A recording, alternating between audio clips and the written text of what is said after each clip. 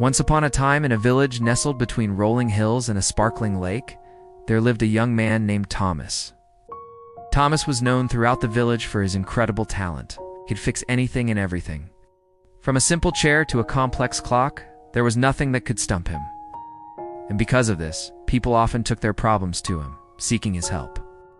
One day, an old worn-out grandfather clock was brought to him. Its intricate carvings had been dulled by years of grime, and its pendulum had long ceased to swing. The villagers had grown tired of its perpetual silence and wanted Thomas to restore it. As Thomas examined the clock, his brow furrowed with concentration. He knew that to repair the clock, he would need to take it apart completely, clean each piece meticulously, and then put it all back together. This would take a lot of time and effort, and he had other things he'd like to be doing at the moment. But the villagers had entrusted him with this task, and he never went back on his word. So he got to work.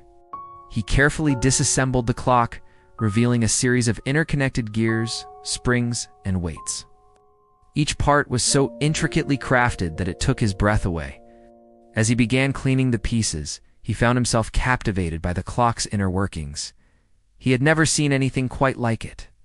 And as the days turned into weeks, Thomas found himself spending more and more time with the clock.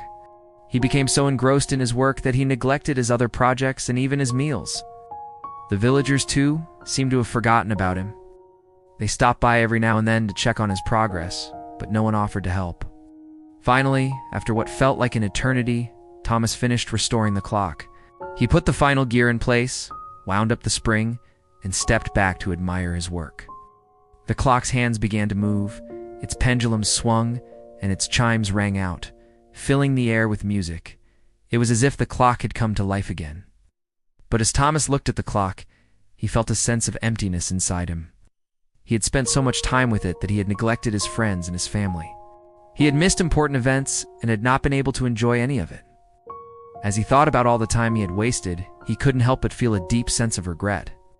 At that moment, he realized that no matter how talented or busy he was, time was the most precious thing he had.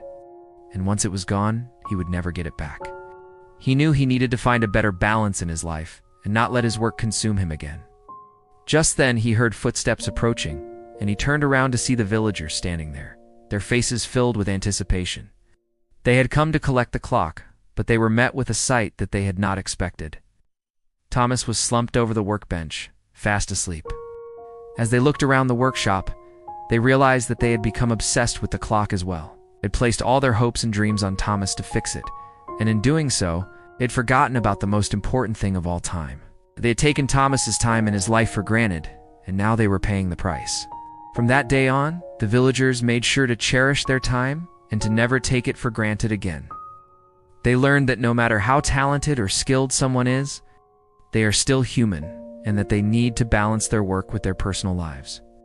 And Thomas, well, he continued to fix the village's clocks and watches.